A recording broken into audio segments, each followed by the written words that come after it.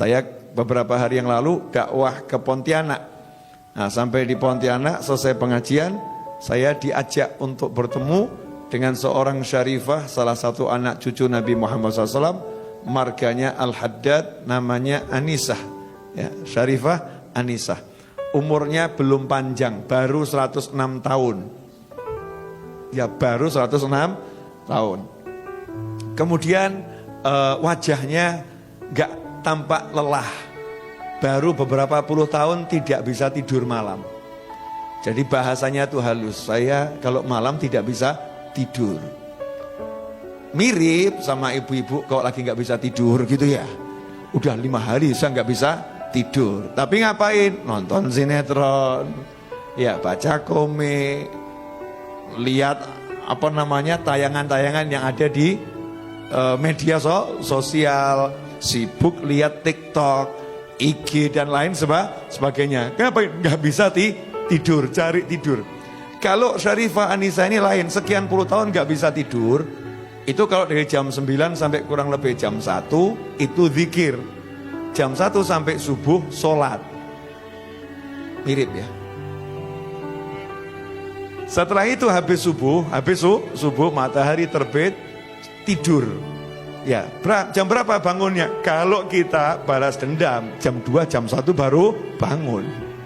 Syarifah Anisah enggak, jam 9 sudah bangun. Ngapain? Sholat duha. Tidur lagi kapan? Yaitu nanti habis subuh. Nah, apa yang dilakukan oleh beliau? Beliau kumpulkan biji-bijian, ditaruh di satu tempat yang besar sebesar rebana ini. Nah, itu biji-bijian dari kelengkeng, dari duku ya, dikumpulkan. Nah, kemudian dia ambil 2 wadah, yang satu isi biji-bijian, yang satu kosong. Jam 9 itu duduk nyantai, duduk atahiyat akhir di sejadahnya. Jadi di sajadahnya, saya buktikan saya duduk sama beliau 1,5 jam, posisi kakinya enggak berubah. Sementara kita yang muda-muda sudah ganti-ganti ya. Sudah ganti-ganti. Ini beliaunya masih atahiyat akhir santai gitu ya. Kemudian yang dibaca apa zikirnya? 1 istiqomah, surat Al-Ikhlas. Bismillahirrahmanirrahim. Qul huwallahu ahad. Sampai selesai, kemudian ditaruh di tempat yang kosong. Terus begitu, sampai pindah semua. Ya, sampai pindah semua. Besoknya gantian, yang sini dipindah ke sini. Sehingga beliau enggak pakai tasbih. Ya, enggak pakai tasbih untuk yang zikir malam itu, enggak pakai tasbih. Karena tasbihnya kalau mau dibuat seberapa panjang itu.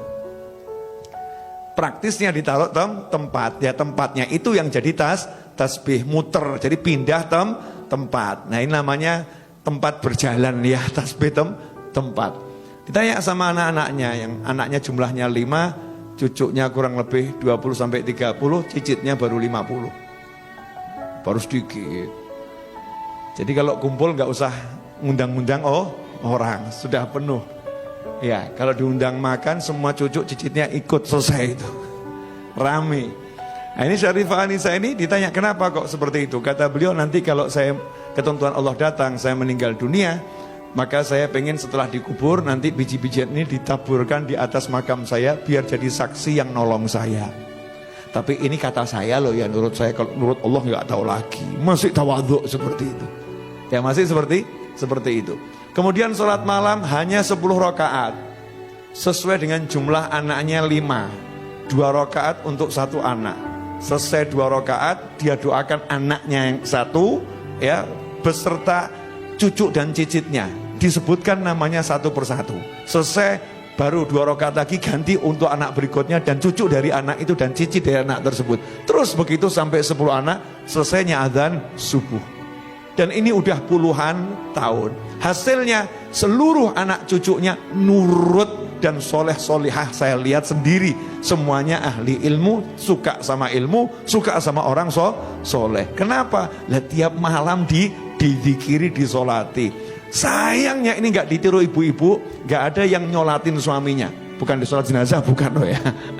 Nggak sholat malam dizikirin, nggak. Anak-anaknya nggak dizikirin. Sibuk marahin anak, sibuk marahin suami. Nah, ini metode yang saya dapat dari Syarifah Anisah. Semoga Allah panjangkan umurnya dalam segala kebaikan.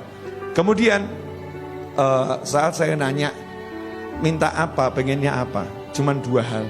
Saya minta sama Allah 2 hal. Nanti kalau ketentuan Allah datang, Ya, saya minta husnul khotimah. Saya bilang, panjang umur apa jeda, Umi panjang umur. Jawabannya, umur saya udah panjang.